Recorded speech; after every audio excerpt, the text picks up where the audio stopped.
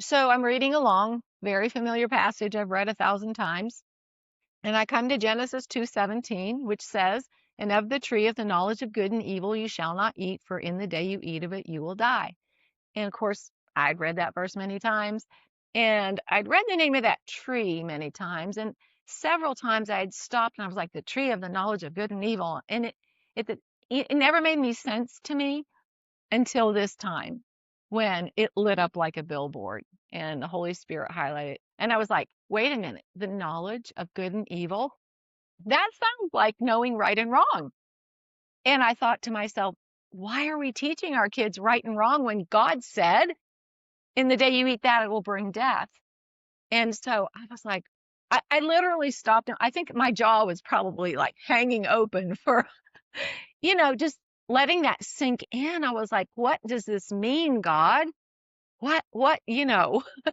And and that really was the doorway to understanding that yes, that's exactly what we've been doing. We've been force feeding our children this poison fruit of death, and we wonder why it's not working. And it does bring death. And the other thing that I gleaned from that verse was it says, "In the day you eat of it, you will die." And I thought, wait a minute. I always thought it just meant death entered their bodies and eventually they died. But that's not what the verse says. It says in the day. And so I thought, well, something must have died that day.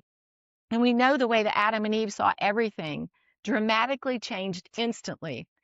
And I thought, what died? And as soon as I thought that thought, immediately what came to me was John 3, where Jesus says, you have to be born again.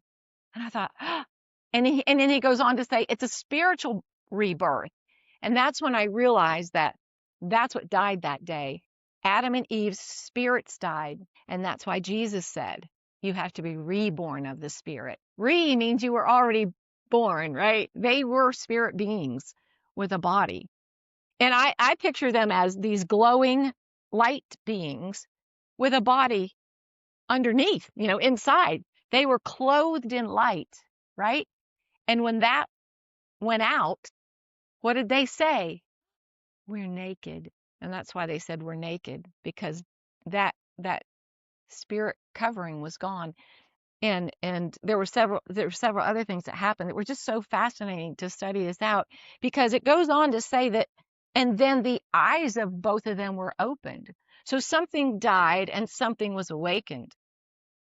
And as I studied that and prayed, it was like it was their human understanding, their carnal nature now was aroused. And now they're seeing everything through the eyes of the flesh instead of their spiritual eyes that closed.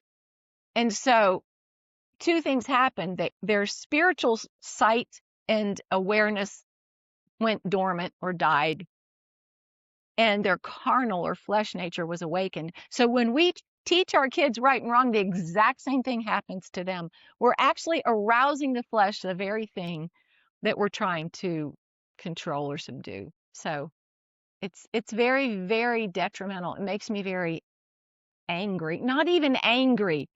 It just, I don't know, it makes me want to explode to think that we're literally doing the devil's work for him. He's off on a beach somewhere drinking little drinks with umbrellas in them, laughing his head off while we're over there force feeding this poison fruit of death to our kids. And no wonder they resist it. And then when they resist it, we call it rebellion, and they're actually fighting for their freedom, which, I mean, it just all gets me so frustrated.